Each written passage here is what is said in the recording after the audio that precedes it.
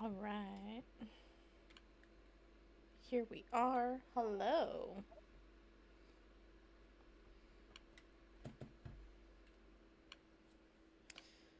Man, I hope my Streamlabs isn't going to have issues. Okay, cool. Hi, everyone. Hello. Hello. All right. Um, the game here is just kind of insignificant, but it's pretty. So there is that. Um, and we're gonna go ahead and talk about Romeo and Juliet today. So, as it says at the top of the screen, spoiler alert for Romeo and Juliet. If you didn't have to read Romeo and Juliet in class in ninth grade, like, that must have been so nice, and I'm so happy for you. Um, but if for some reason you don't want spoilers for a several hundred-year old play, this may not be the stream for you. So we're gonna go ahead and start the stream today, as we do with book club, just going through a plot synopsis of Romeo and Juliet. Um, so Sindri, I have it pulled up and I can read through it. But do hmm you want to read through it? I mean, let's see. Are you reading the The Wikipedia? Wikipedia, yeah. Yeah, hell yeah. Okay. Yeah, so just to preface this, I haven't read Romeo and Juliet since ninth grade. Um, so I am reading the plots and I remember what happened, but I'm reading the plot synopsis off of Wikipedia. hmm So, that's where we're at. I mean, the internet doesn't lie, Never. The internet has es- never lied, especially Wikipedia. especially Wikipedia. All right. So, the play, set in Verona, Italy, begins with a street brawl between Montague and Capulet's servants, who, like the masters they serve, are sworn enemies. Prince Aeschylus of Verona intervenes and declares that further breach of the peace will be punishable by death. Later, Count Paris talks to Capulet, Lord Capulet, about marrying his daughter Juliet, who, I'm going to interject, is 13. But I love how Capulet, they don't include that. yeah, it's really funny on the Wikipedia page earlier where it does describe each of the characters. It does state that Juliet is 13. Ah, yeah. But in Okay. the synopsis, we're just going to jump over that. They Uh, assume you're red. they assume you're familiar. Okay. But Capulet asks Paris to wait another 2 years and invites him to attend a planned Capulet ball. So, that that I feel is more in keeping with the times, right? Like 15, I feel like is acceptable marriage age at that time in the 1500s. 13, not so much.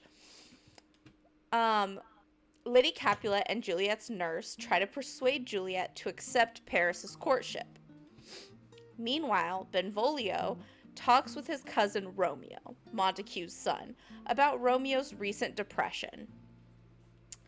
Benvolio discovers that it stems from unrequited infatuation for a girl named Rosalind, one of Capulet's nieces, so Juliet's cousin.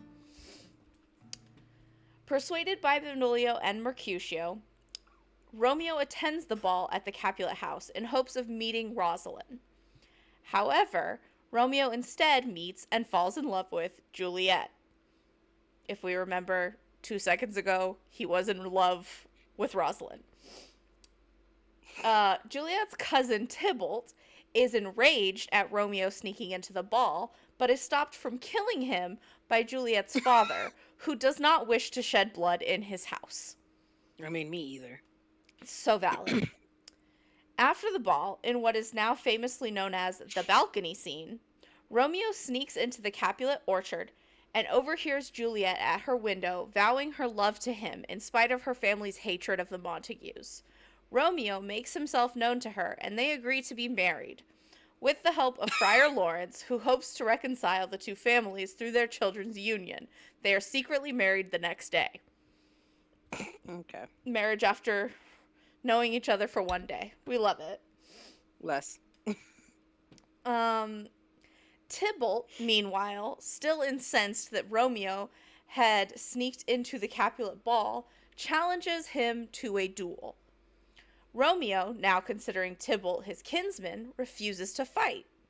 Mercutio is offended by Tybalt's insolence, as well as Romeo's vile submission, that's in quotes, and accepts the duel on Romeo's behalf. Mercutio is fatally wounded when Romeo attempts to break up the fight and declares a curse upon both households before he dies. A plague on both your houses. Grief-stricken and racked with guilt, Romeo confronts and slays Tybalt. Montague argues that Romeo has justly executed Tybalt for the murder of Mercutio. The prince, now having lost a kinsman in the warring family's feuds, exiles Romeo from Verona, under penalty of death if he ever returns. Romeo secretly spends the night in Juliet's chamber, where they consummate their marriage.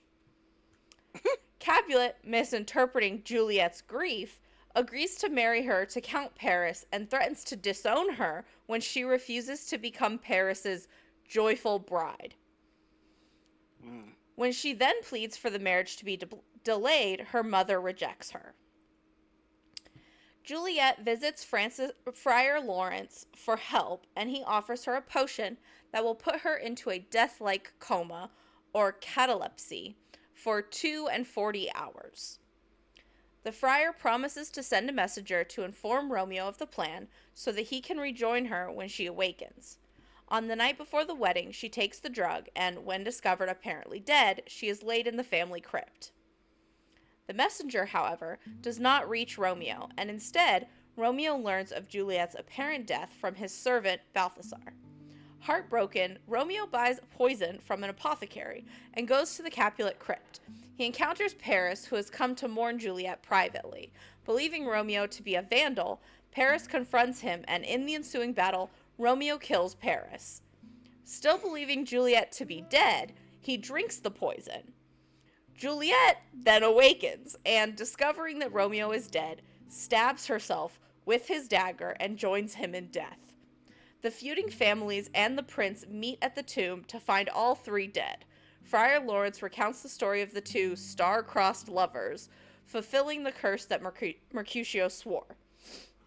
The families are reconciled by their children's death and agree to end their violent feud. The play ends with the prince's elegy for the lovers, for never was a story of more woe than this of Juliet and her Romeo. Multiple children overreact every single thing for 20. You're so right. Oh, that's so good. Is that? Hold on. I think my...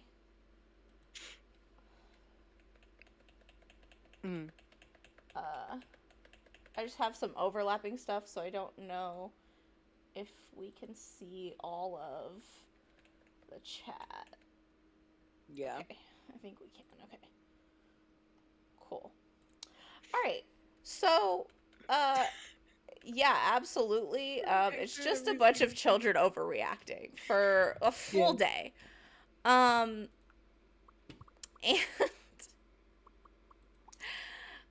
so there's a couple things. I have a lot of opinions about Romeo and Juliet personally, because it is one of those books that, like, every teenager in America has read. Mostly because they make you read it in class. They don't just assign it to you to read on your own. They're like, no, we're gonna read this in class to make sure you get it. Romeo and Juliet, thumbs down. Yes. Absolutely thumbs down. So the first thing I want to talk about is this idea of forbidden love. Because that is like, I think, the kind of takeaway that people have for Romeo and Juliet now. Mm-hmm. Like if you when you say Romeo and Juliet to just any random person today, they're like, the thing that they go to is like this forbidden love, right? Mm-hmm. And personally, I don't I don't feel like that is sort of what the story is about. Mm-hmm. Like, to me, it is a story of stupidity. Um, and as Kameko said, overreaction. That that should stay that with is in fact a child. Um, and even the thing is, I think that a lot of people sort of, you know, they're like they're like, oh, their families hated each other, so those were like the one person, like the one person that they couldn't be with or whatever, right? And it's like, okay, but Mm. um that's not that's not love, right? Like They that's not they didn't even know each other. there's only a child. I don't. Okay. And so I think Me. that just really, just very quickly moving on to the next point, through this idea of like, it's not love. And that's Romeo's character. Because, like I said, we start the play with Romeo eh, just like so depressed and weepy because Rosalind doesn't love him back. Like, I think he says at the beginning of the play, like, she's the most, like, I never knew beauty before I saw her, and like she's the most amazing, like I'm so in love with her. And like, to be perfectly honest, I'm not sure she knows he exists, because like they are, right, they are on opposite sides of this like feud. I'm serious. Like she is technically a Capulet, Yeah. and he's like the heir of the Montagues. Mm-hmm. So like, by all intents and purposes, they've never actually spoken to one another. Yeah. But he is adamant that he is in love with her. Mm-hmm. And the whole reason that he lets Benvolio and Mercutio talk him into going to this ball is to see Rosalind. Like his entire goal in going is to see her. And so like, clearly you know, like we set it up to be like, oh, he's so in love with her. Don't they at the beginning allude to the fact that like, doesn't someone say like, have you ever like actually met her? And he's like, I don't got it. Yeah, basically. Like I'm pretty sure that like Benvolio asks him if they've ever actually spoken, and he's like, no, it's love. I don't need to speak to her. We're in love. Or, well, I think he knows that she doesn't love him. You're so right. Love doesn't need words. Except for, you know, hi, I'm Romeo. No, we don't need that. So, but so he's like, he's fully in love with her. With Rosalind. And that is why he goes to this ball. And then, like, the second that he sees another pretty girl. He's like, Rosalind who? And I think so I couldn't find the Wikipedia does not say how old Romeo is. Um Hmm. Let's look but this up. I'm fairly certain he's at least 17.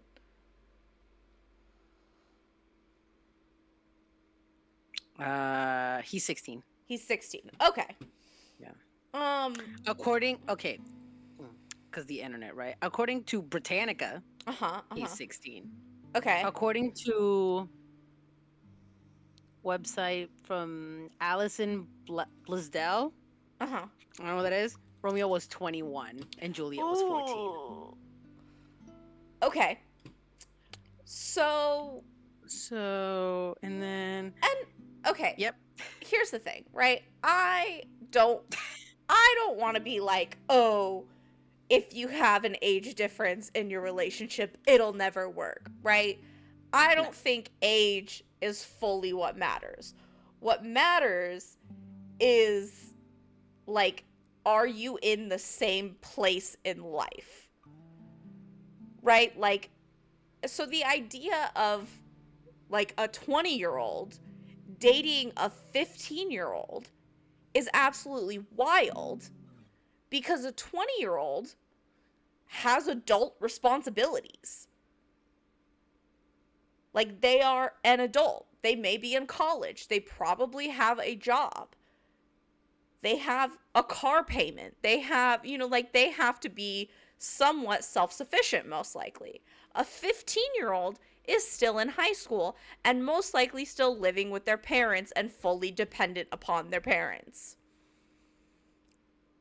So then that is also to say that, like, a 30-year-old and a 25-year-old dating is not, to me, the same as like a 20-year-old and a 15-year-old dating, because like a 30-year-old and a 25-year-old are a little closer to like the same point in their life.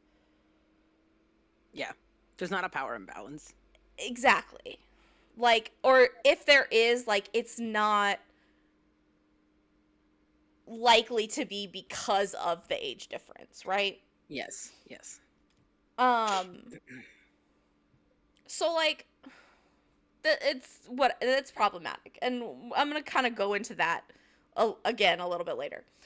But like, the character of Romeo is already just like, I don't like him because, again, he starts the play in love with Rosalind, and literally I'm pretty sure it's a line at the beginning, and he says, I never knew beauty until I saw her.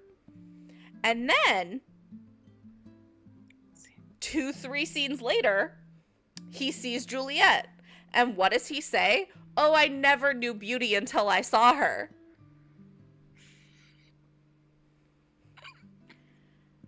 What? It sounds like a man that's dating multiple women and doesn't call them by their names because he doesn't want to mix them up. So he calls them all sweetheart. Like, it's giving that vibe. This time for real, guys. I promise. Absolutely. Like, he's really just like, yeah, no. This one's for real. Like, for real though. I didn't know beauty before her. Uh, no, no cap. And so, like, and then, like, first of all, not only did you sneak into a ball where you know that not only were you not invited, the family hosting the ball despises you and has a, like, blood feud with your family. So for him to just be like, yeah, I'm just gonna sneak into this ball, it's fine. It's all Gucci. Wild. And then he proceeds to sneak into their orchard and, like, Juliet's room. Which, like, stalker much? Weirdo. And so I'm just kind of like, okay, all right, you know what, whatever. But then he's like, oh, immediately let's get married. Why? Like, I understand that you guys are from like feuding families. So like the likelihood that you would be able to have like a traditional real courtship is it's not going to happen. I get that. But like you could have a secret courtship. No. Like Marriage. because No. the thing is before all of this, Juliet's dad was like, "Hey, my daughter's too young to get married. I am happy with her marrying you, Count Paris, but just wait 2 years." So they absolutely, like, Juliet and Romeo could have just dated in secret for 2 years. But no, it was more important that they immediately get married and immediately fuck in secret. Mm-hmm. So like what I don't that's not love, first of all. Like like yes, there is a part of me that wants to believe in like love at first sight, right? Like it's this very like, you know, idealized like romantic thing. But like love is something that you have to work for. And so like just seeing someone and immediately being like, "Hey, let's get married." Like that's not love to me. That's just lust. Yeah. Or it is like very clearly a like 13-year-old's idea of what love is. Like, do I believe that Juliet believed she loved Romeo? Absolutely.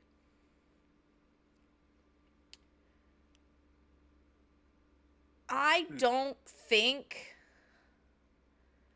like Romeo clearly didn't love her. Yeah. But I think that she fully thought that she loved him. Mm-hmm. Which is really kind of sad when you think about it, right? And it's just like, you're a child. Yeah. And it's like watching, it's really funny because it's like watching The Little Mermaid as an adult, Yeah. where she's like, I'm not a child anymore. I'm 16, Dad. And you're like, you're a child. Yeah. Like. And so I feel like there's this just like, it's like, you're a kid. You shouldn't have been put in this situation at all. Like, you were taken advantage of, and just really like, I don't really feel bad for Romeo, but I do feel bad for Juliet. Yeah. But that sort of talking about the like, you know, age difference and things like that brings me to my next point. Which, sorry, I am kind of just going through these, but Sindri, if you have like things you want to say, please. I mean, we'll get to them. I feel like we always just end up coming back around, so it's okay. That's fair. Let's keep That's going. fair. Okay.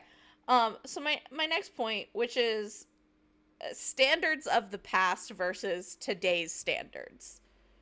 Okay, I went and read the opening. TLDR, Benvolio has no idea who he loves or even that he's in love in the first place, so he probably wasn't in love. Long and Benvolio literally says they should go look at other beautiful women to make him forget. Okay, yeah. That makes Wild. sense. And I think there's also a point later after the ball where Romeo is talking about Juliet and his friends think he's talking about Rosalind. And he has to be like, no, Juliet. She's the love of my life.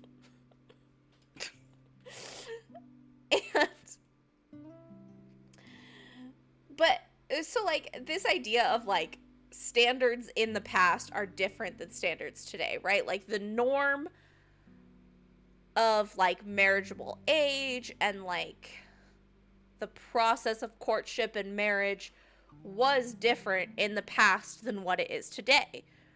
And I think that it's still continually evolving, right? Like nowadays I feel like it is more the norm to get married in your mid to late 20s versus like 20, 30 years ago. I feel like it was the norm to get married in your early 20s. And obviously, like, that is like me being like, this is what I think the average is. And I could be absolutely wrong.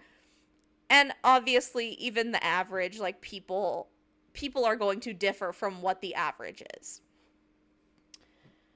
But like, even during Shakespeare times, 13 was young to be getting married, especially for a like lord's daughter.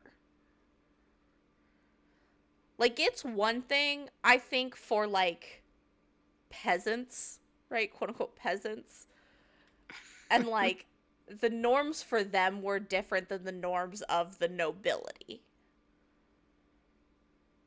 But like, Shit. my point is, even like, because I feel like there is this like thing. I feel like a lot of people always try to be like, oh, well, um, you can't like judge things in the past with today's standards because like times were different. And No, I sure can. to an extent, I agree with you. No. Um, because like, Fine. like Okay. in small things like obviously I'm not going to look at clothing of the 60s and be like, "Oh my gosh, that looks terrible. Who would ever think to wear that?" Me. Because like that was the style then, right? Like so for small things like that, yeah, absolutely. I'm not going to judge things of the past through today's standards. I sure can. And even like to an extent, like bigger things like marriage, right? Like, do I think today that it would be strange for like an 18-year-old to get married? Yeah, a little bit.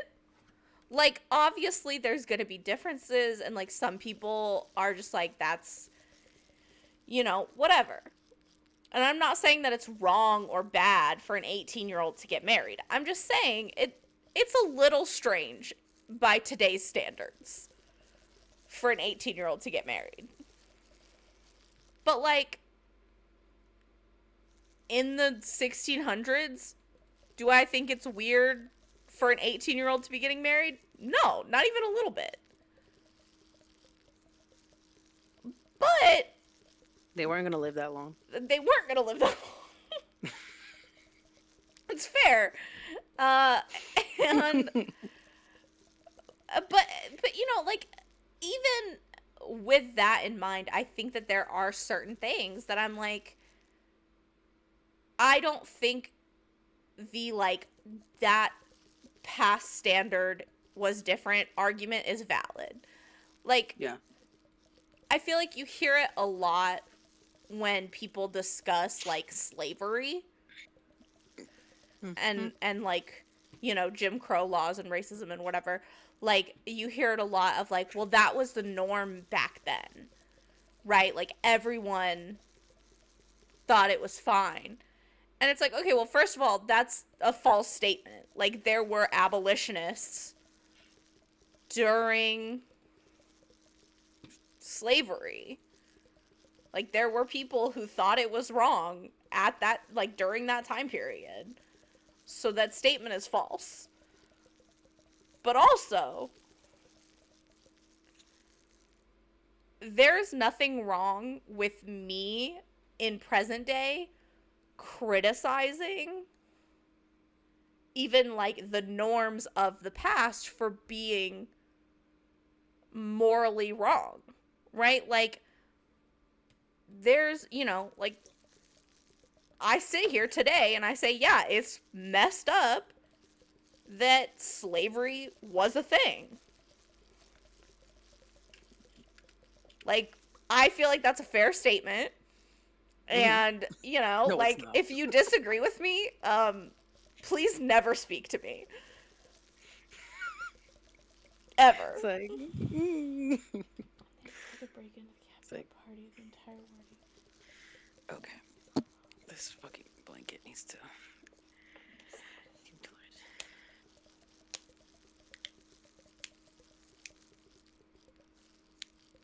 Wow. Okay. Damn.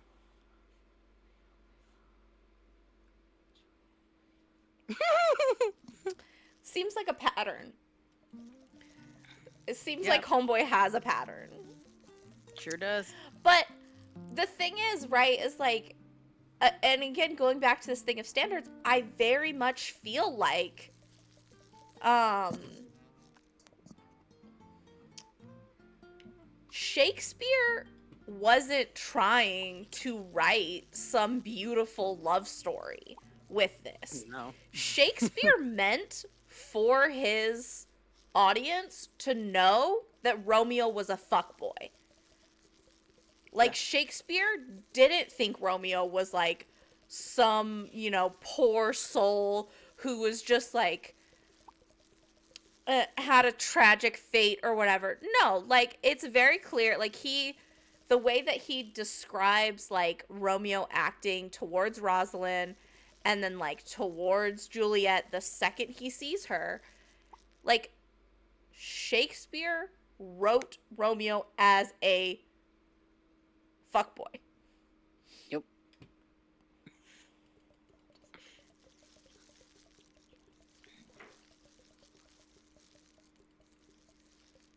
Yeah. So that is the other thing, I think, also, that like when Juliet first sees him, like, she doesn't know he's a Montague. And she like thinks that she is attracted to him and like, likes him or whatever, and doesn't find out until later that he is a Montague. And then that's where you get that whole like, a rose by any other name would smell like, like, oh, why do you have to be of the Montague, just like whatever. But the thing, and I think this sort of goes to a big issue that I have with like the way that we treat classics, is like, I feel like we like to, because they are at this point so outside of common vernacular, we like to treat them like they are this like highbrow thing, right? Like, Shakespeare is this like, you know, intellectualist, like,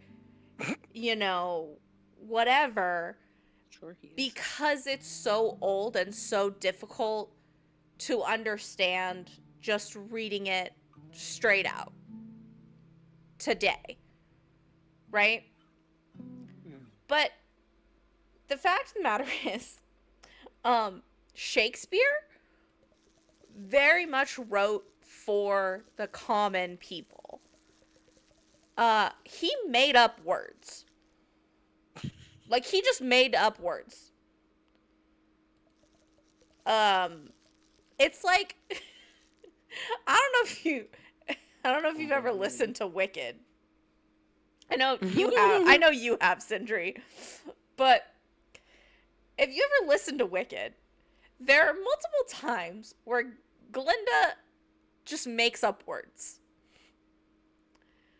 Like, maybe in Oz those words are real, but like, she just says words that to us don't exist. And so like, it's very much like Shakespeare is very much on that level. But even more than that, like, he wrote his plays in a way that like everyday people of his time would know what he was talking about. And he made a lot of like dick jokes and like like I could be wrong about this, but I believe the whole your mama joke thing started like originated from Shakespeare. And so like I'd believe it. this idea that he is like that like this is some great like, love story and it's so like sophisticated and like beautiful, and it's like no, Shakespeare wrote this to be like, hey, look at these idiots. Like my favorite thing about any Shakespeare tragedy is the guy at the end that's just like, hey, look at all these dumbasses. Don't do what they did. Be smart. So the last kind of lines in Romeo and Juliet are the prince saying, "A glooming peace this morning with it brings. The sun, or for sorrow, will not show his head. Go hence to have more talk of these sad things. Some shall be pardoned, and some punished. For never was a story of more woe than that of Juliet and her Romeo." And like, Brother, what are you doing here? to me, Like, it's very much because like the prince has been set up as this character who's so over this feud, right? Like the prince is the person in charge of Verona, and he's had to deal with these two families fighting each other for decades, like he's like, I'm over 4 generations. He's just like, he's over it. He's so fully over it at the beginning of the play that he's like, if any more of your shit makes it out into like public, I will kill you. Like, you will be executed. And then again, when like, the whole stuff with like Mercutio and Tybalt dying and everything, like he's so completely over it. He's like, Romeo, get out of this city. I will kill you if you come back. Me too, bro. And so like at the end, he's just like, oh my god, like all of this bullshit has happened. Look at these idiots. Don't do this. And so like I think that like that is kind of like one of the things that really bugs me so much about Romeo and Juliet as like as it is today. Right? I think if I was a common person in Shakespeare's day and I went to the Globe Theater and watched myself this tragedy, I would love it. I would think it's hilarious. And which by the way, I also like I think it's really funny the like divergence of the words like tragedy and comedy from what they originally were describing to like what they describe now. Mm-hmm. Because like originally tragedy was just a story that had a bad ending, like a sad ending or unhappy, and a comedy was just a story that had a happy ending. And like now I feel like tragedy very much is like a horrible, like sad occurrence, right? Like when I think of a tragedy, I'm like, oh, this is terrible. I would never think to laugh at a tragedy. Mm-hmm. But Romeo and Juliet, by its like basis definition, is a tragedy play. But to be perfectly honest with you, it's kind of funny. And I feel the same way about like Hamlet. Mhm. Like when we went and like watched the like BBC production of Hamlet, I was like, this is pretty funny actually. Yeah, the I think it was a Nat Live or something like I that. think Yeah. so, yeah. Also, I was gonna say, like, talking about like the the fact that it's a play. I think a lot of people like you can't be talking to someone if you're not honestly true. um, but like I think about the fact that I'm like, how accurate is the like portrayal of this on stage? Yeah. Because I feel that like especially with like the this whole, he wrote it for the people. He wrote it for the common people, but we've had this like shift that like and I know we're not really there, but it just kind of like reminded me of this. Mhm. This shift of theater being high end, and Mhm. like not a lot of people can afford to see things at a theater, Yeah. like live things. Mhm. And I find it interesting. I'm just like, you know, the way that people portray it will change the way that people perceive it. And you Mhm. reading it isn't going to give you the same as like Yeah. seeing I it think perform.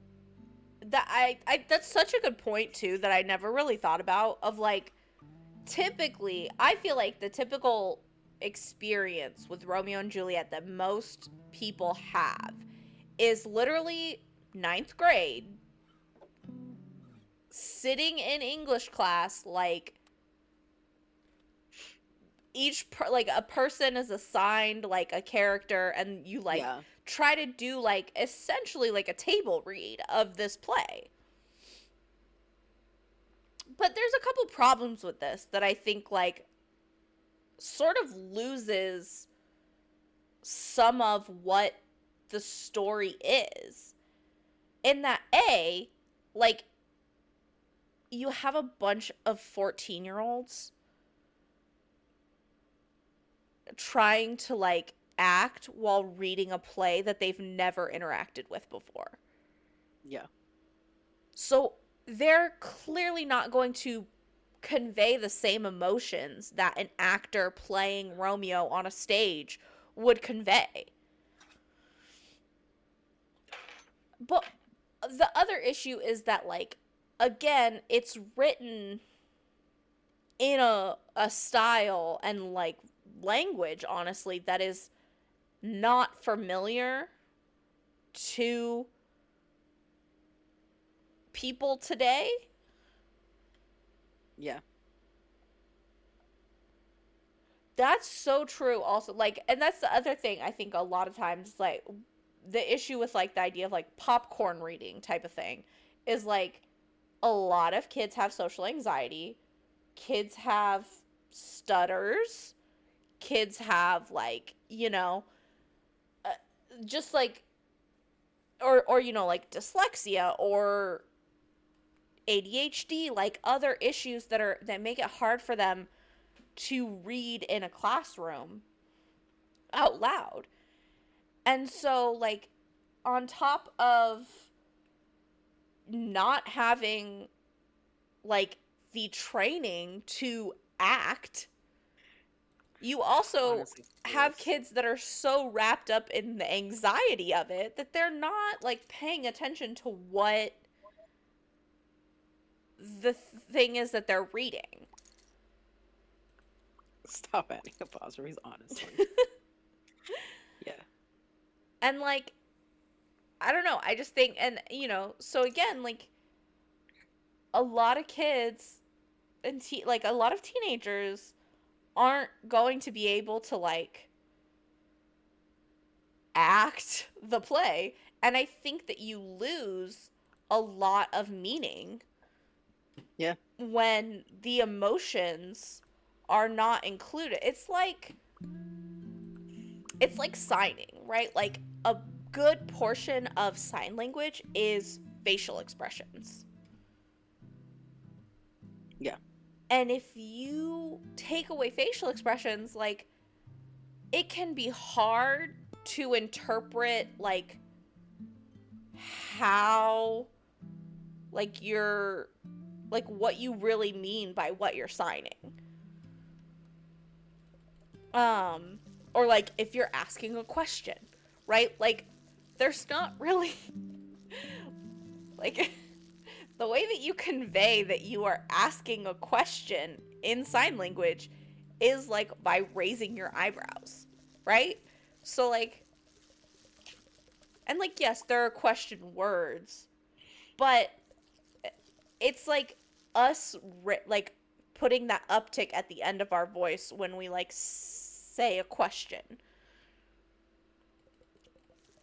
And so I think you lose so much of that, and, like, that's why it has become this, like, oh, it's a beautiful love story, and not, in fact, a cautionary tale about being stupid as a 13-year-old. Right? Because the thing is like, not only do you have the stupidity of him falling in love with her after he's seen her one time, and them agreeing to get married less than 24 hours after meeting, the, like, immediate, I'm gonna drink this poison and not talk to anybody or, like, wait 10 minutes. I'm just gonna drink the poison immediately and be dead. Like, even if all of the rest of the play happened, they didn't have to die. Like, Romeo and Juliet themselves, they didn't have to die. No, they're dumb. They're just dumb.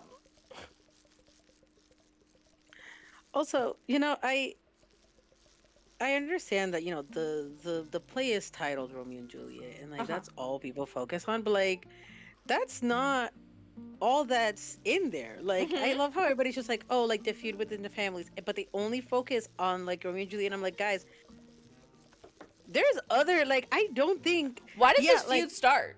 Like, yeah, like what? what? Because like I feel that like Shakespeare like wrote this, but it's just like, hey guys, are you focusing on the right thing? Yeah. Well, and okay, so I think Like, that also sort of helps segue into my next point, hey, nice.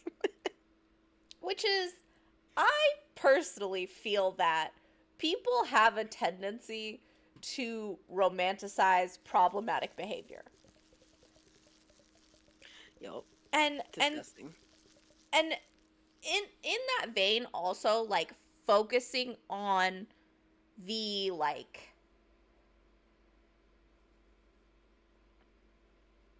romancier aspects of, or, like, the, like, cutesier aspects of things, right? So, like, focusing on this quote unquote love story between Romeo and Juliet, and, like, ignoring the rest of, like, the feud, or, like, the courtship with Paris. Like, by all intents and purposes, Paris was a pretty good guy. Like, from what I can remember of reading this play, like, Count Paris was pretty chill. Like, yeah, he went to Lord Capulet and was like, hey, can I marry your 13-year-old daughter? Gross, but But when Lord Capulet was like, hey, maybe wait a couple years so she's not 13, he was like, yeah, okay. He was absolutely cool. He was like, all right, that's cool. I'll just court her so that when I do marry her, she'll actually love me. And so, like, focusing on this, like, love story between Romeo and Juliet, it very much feels a lot like focusing on the, like, Katniss, Peeta, Gale love triangle in the Hunger Games, and just yeah, completely please. missing the The whole point. point of that series. Yeah. Like you like missed the plot, my guy. like you really like it just went right over your head. Like And it's not about them.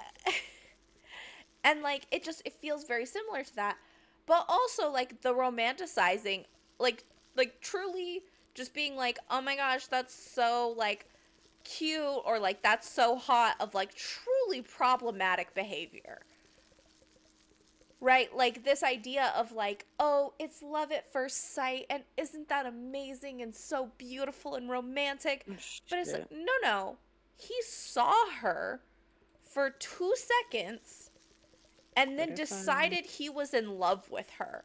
After, again, I'm gonna keep what coming if back to this. After literally minutes before talking about how in love he was with her cousin. oh And so, like, there's also this element of it to me of like, do you really love Juliet? Which I know the answer's no, but is it that you love Juliet, or is it that you love this idea of like a person that is off limits? mm, Right? Because like not only does Rosalind not return Romeo's feelings, she is also technically a Capulet and therefore like feuding with his family. So she's off limits too. mm-hmm. So like, is it that you love them, or is it like this weird thrill of a chase and like a, you know, thwarting of That's so valid, Kameko. Honestly, me too. Did I just fucking do a single crochet? Oh my god. I'm Oh gonna no, what'd fucking you kill do? myself. I am so like used to doing the blanket that I just fucking just did a single crochet and I On a single and I'm crochet and like, then a chain? I've done that yeah. so many times, like while I've been making these Oh my amigurumis. god. No, because like, oh my god, I'm so okay. Hold on a second. I need to do go through here. Oh my god, brother. I am derailing us, but god damn it. Listen, listen here. No, I get it. Okay, and then I actually have to do a half double and a double crochet, not just fucking move on. Yeah, I was like, why is this not I like mean, reaching all the way across these two stitches? And it's like, that's well, fair. yeah, if you only did a I fucking am single curious crochet. though, like I What the know fuck? Sindri, I know you typically like kind of have the same ideas of as me of like stuff like this, but like does anyone else have like does anyone have like a different take on this? Like cuz like again, I don't want to be like, "Oh, you know, this is a horror like Romeo's a horrible person and like all of this was I a will. terrible thing and like if you don't think that you're a awful human being or whatever." Like what, no, Yeah. like we all have our own interpretations of stories, and so like I am curious to hear other people's like interpretations of it and thoughts on it, because again, this is a book that like I feel like we all had to at least sit through in freshman year, you know. And like also, why is that chosen? Right? Like why again, coming back to this, why are these the books that are chosen? I You know? think like, you know, thinking Like on it, I Frankenstein. Like yeah, I mean, thinking on it, I do feel like there is a level of like, and I could be wrong about this, but it's like, oh, we read this in like ninth grade, so we're like 14, right? Like, there is a level of like, Juliet is the same age as us. And so, like, it does kind of help with conversation in a classroom when you can be like, how would you feel as a 14-year-old if this happened to you, right? Mhm. I don't remember saying Yeah, but like I feel that the conversations that are had in a classroom aren't those. You know, like Mm, the conversation is just like interpreting the book or whatever. There is no like discussion of like on a personal level, how do you interpret this or whatever. Like, no, it's they're telling you exactly how to interpret it, you know? yeah, but like I feel like there is this idea that if you can find material that is in some way relatable to the students, that they are going to engage with it more. And it's not always the case. Yeah. But sometimes it is. Ooh, finish that And word. I honestly, yeah, no, I don't think that in, in ninth grade there was any kind Mm, of like discourse about it being problematic. yeah. I don't think, but I do feel like there was always this like outside of school, like for me at least, because I am the person that I am, this idea of like these children are so stupid and this is such a dumb thing. And like it's weird and kind of problematic that they married after knowing each other for less than a day and then killed themselves in less than a week. Like I don't remember it being like kind of a part of the discussion in class, Mhm. Mhm. but I do very much feel like it was a like thing for me.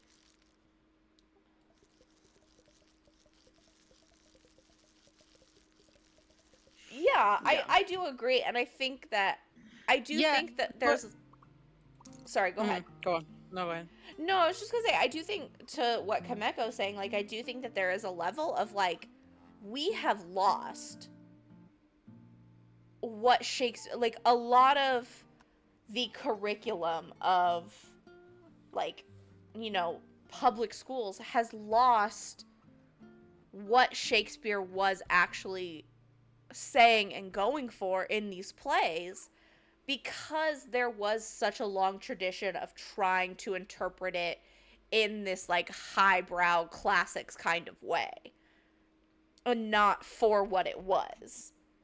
Mhm. Yeah, I agree. I think like it, because of how we teach it, that is how like that's why people like see it Yeah. as this like beautiful love story or whatever. And I think that the reason that we teach it the way that we do is because like there were like so many periods before us learning about it where people were trying to push this narrative of like Shakespeare being, classy and like again, like this Brother. highbrow art. Like my brother in Christ, homie was not classy. Not even a little bit. Like this um man. and also going back to like, that's why many people see it as a tragic love story and not like problematic. And it's like, yeah, like so what you were saying about like outside of the classroom, we saw these conversations of like, oh, they were fucking dumb. Like we can't, like I can't believe this, haha, funny. But like I feel like a lot of people, and I could be wrong, right? Like this is just kind of like what I feel kind of happens is that like if you're not having that conversation, it just doesn't register to you. So you just Mhm. accept what was said in a classroom, Yeah. and then it's like and so then it's like they're just going to see it that way. Like Mhm. unless you have like a group of friends who like has at least one person who like saw it that way, if you have everybody who's just going to ignore it, then it's like they're just going to take that, and when someone brings it up, they're going to be like, "Oh yeah, it was just like that tragic love story." Mhm. Yeah, absolutely. And I think like Meme Lord troll. Yeah. he absolutely was a meme lord. Like I That I man's. can't even like I don't even know like how many of the sayings that we have now are 100% because of Shakespeare. Right? Like he would just be saying shit in his plays The original. and people were like, Just be saying "Okay." shit. Like all right, that's like a new thing now. Right? It's like the way that we quote vines. Like the way that like road work ahead. Yeah, Oh, I sure yeah, I hope sure it hope does. it does. Like that is Shakespeare is the equivalent of Vine, right? Like Shakespeare is 1500s Vine.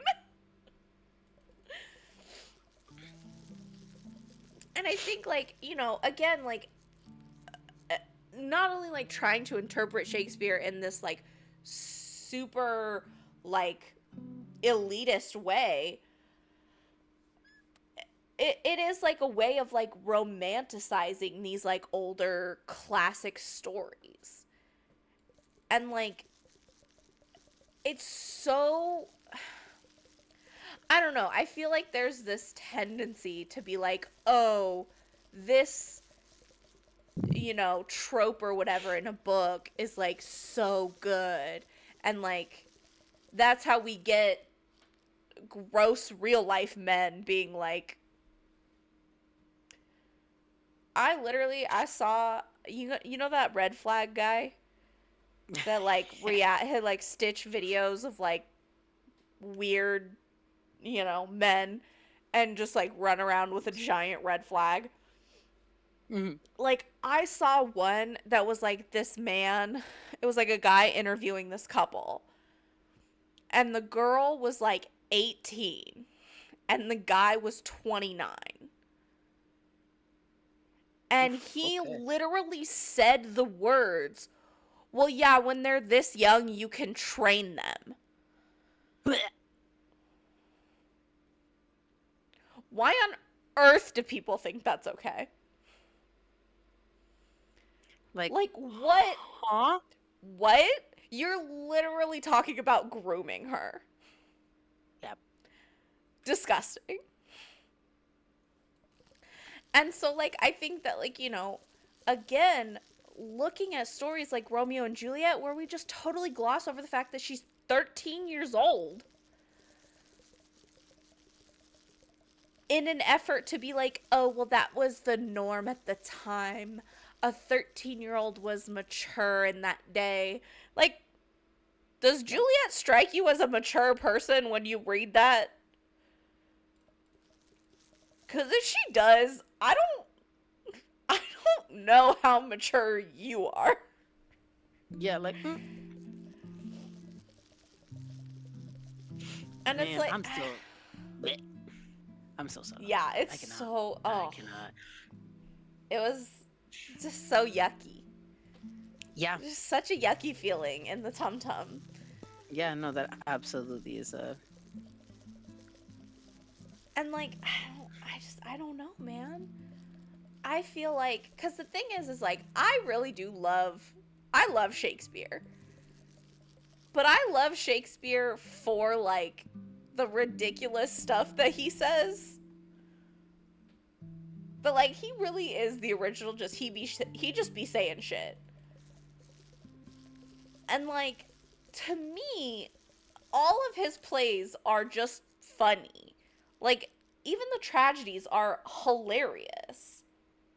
I don't think Shakespeare was ever serious a single day in his life. That No, man woke up no. every day and chose Shows chaos. fun. Yeah, he shows violence. Ooh, damn. You My could. fucking computer. Yeah. I was like, please stop playing videos. Yeah, and like that's the other thing. I like if you really think about it, Shakespeare was a theater kid. Like I know that typically when we think of theater kids, we think of like the people that act. But Yeah. theater kids could be actors, but they could also be like tech people or directors or like even writers to an extent, right? Like I feel like Shakespeare was a theater kid. And if you ever knew or were friends with theater kids in high school, you know what I'm talking about. As a former theater kid, I feel qualified to say that that is what Shakespeare was. And I Yeah. just like it's really funny to me when people try to like interpret it in like this super serious way, because it's just I can't take you seriously. But I do like, it is interesting to me, like all of the kind of like adaptations that we've gotten of Romeo and Juliet, Yeah.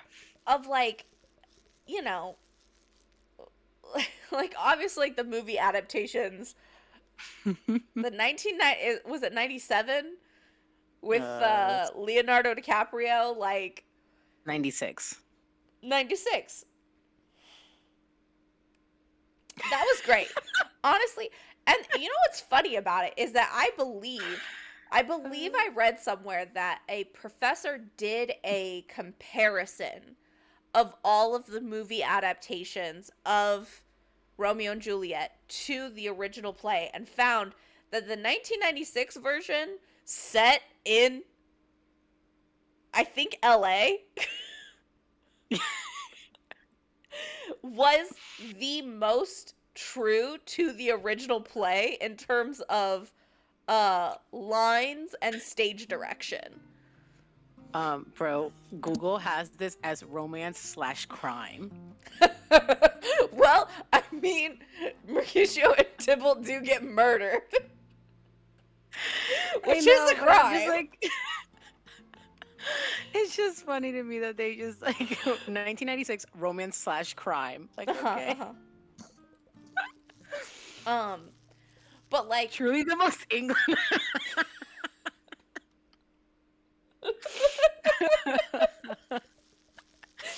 not New England. No, no, no. It's LA.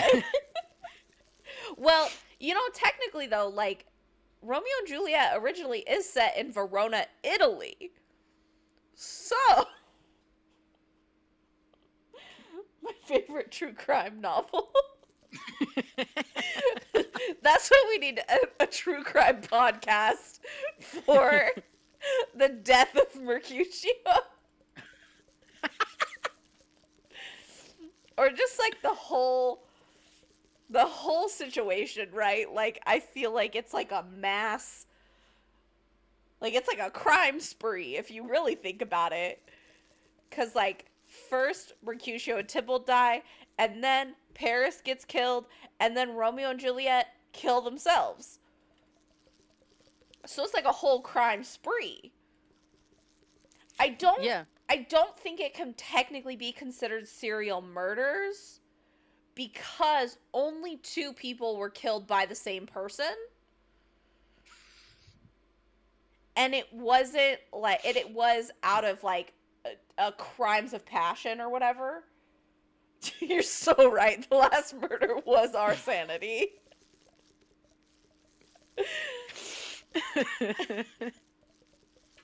Um, but there have been like other adaptations that I think, in an effort to keep with this idea of like a beautiful love story, have like made significant changes.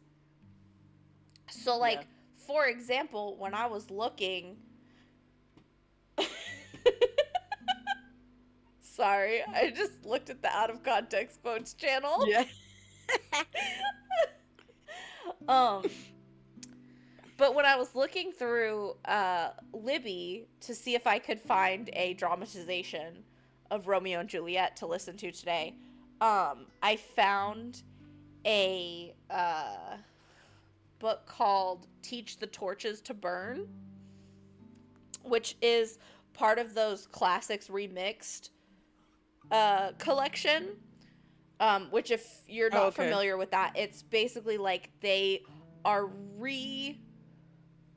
reframing and rewriting classics to center around marginalized individuals, um to kind of like, because classics are so overwhelmingly like white cishet people, like reframing these classics to be like queer or, you know, people of color or things like that. And so Teach the Torches to Burn is the remix of Romeo and Juliet, and it is two men, but I'm pretty sure they're both the same age. And I'm pretty sure that Valentine, who is like the Juliet character, isn't actually the son of Lord Capulet. And it's more of a forbidden romance in that Romeo is being made to marry a woman and like have children because he is the heir of like a prominent family. You're so right. Us gays are so dramatic. And Yeah. if Romeo and Juliet were queer, that would explain so much of this situation. But I do think it also goes to this thing of like, I get really frustrated when there are like, and I know that this is not how Shakespeare was writing this, but like when you have like a metaphor for a marginalized group or like an allegory to a marginalized group, but there are no members of that marginalized group in your media, I get really frustrated. So like when you have like things that are like supposed to be metaphors for racism, but you don't actually include people of color in your story, that really frustrates me. Or like when you have this allegory, like if you have like an allegory for like gay people, but there's not actually gay people in your story, what are you doing? And so like whenever I think nowadays, right, when people think of forbidden love, I do think that like queer romance is at the forefront of that. Like, yes, it is much more accepted now than it was 20 years ago, but it is still like there are still people, like children, getting disowned from their families for coming out. And so, like, to me, when I think of forbidden love, I typically first think of queer love. And, like, maybe that's just me because I am queer, but, like, and again, I don't think that Shakespeare was trying to, like, write some allegory for like queer love and ending a tragedy and whatever. Like I don't think that's what he was doing. Again, he was a meme lord. But like I do feel like that's what people have turned it into. You know? Yeah. I don't know if that makes any sense. Like I sometimes I feel like I talk and like the things I say don't actually form a thought. You just be saying shit. I just That's be okay. saying shit sometimes. That's okay. We all be saying shit. That's just letters, my guy. all, all names are letters.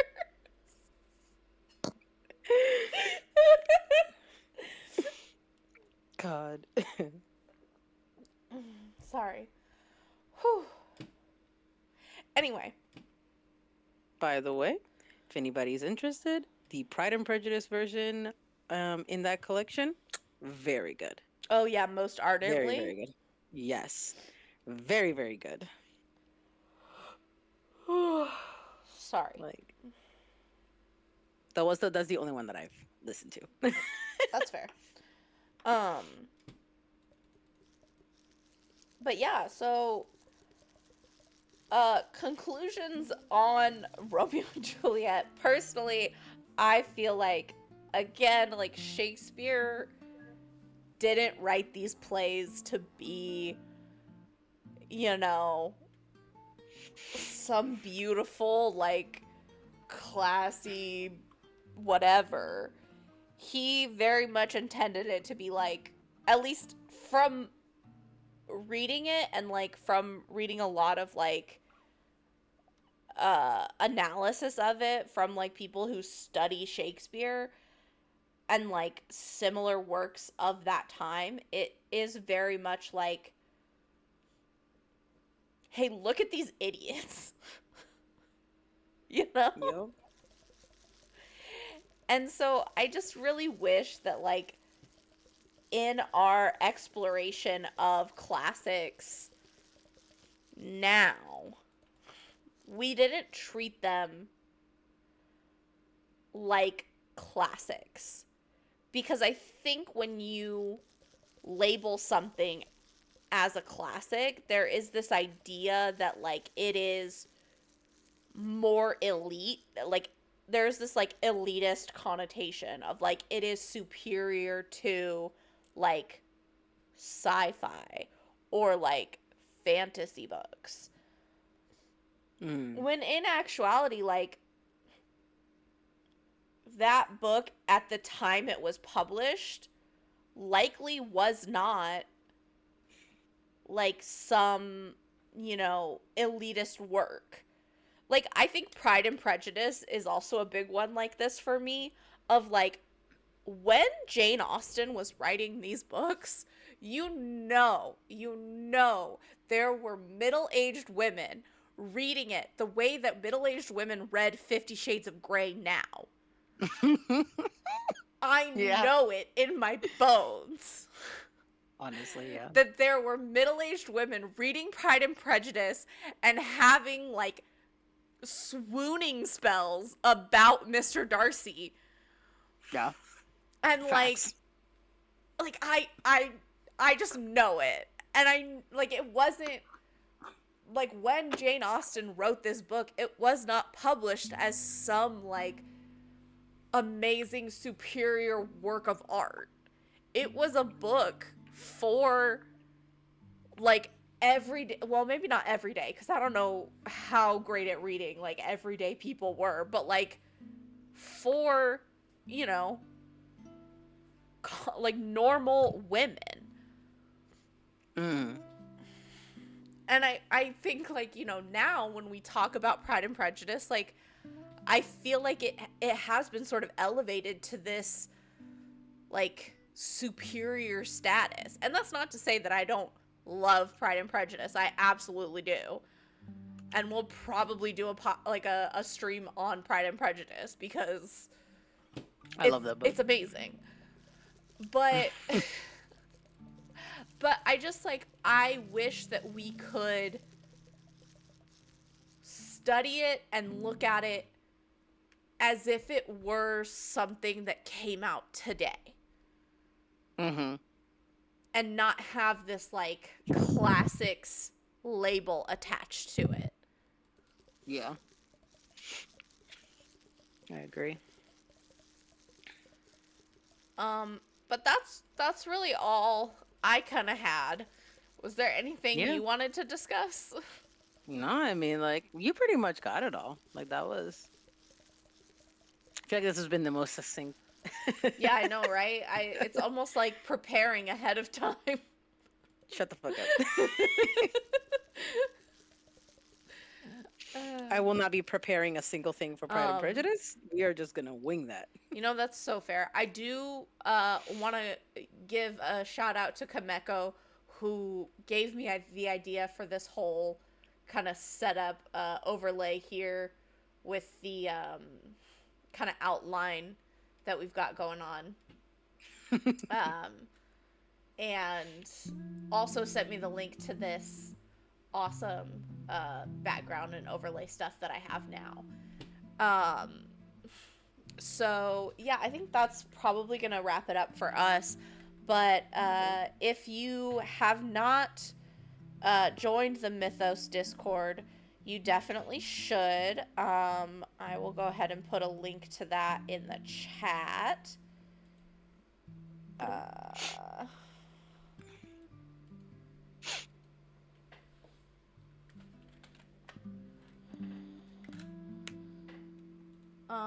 you should definitely join the Mythos Discord, and I believe, is anyone streaming tomorrow?